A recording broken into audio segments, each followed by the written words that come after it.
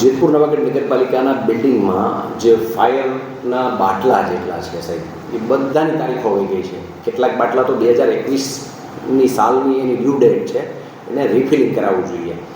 મોટા ભાગના, એટલે એમ કહું કે 100% જેટલા પણ બાટલા અહીંયા મૂકવામાં આવ્યા છે એ બધા જ બાટલાની તારીખ ચાલી ગઈ છે. કદાચ અહીંયા કોઈ આગજની થાય, કોઈ એવો મોટો બનાવ બને, એવા સંજોગોમાં નગરપાલિકાની બિલ્ડિંગને બચાવવું એ મુશ્કેલ થઈ શકે. શું કહેશો?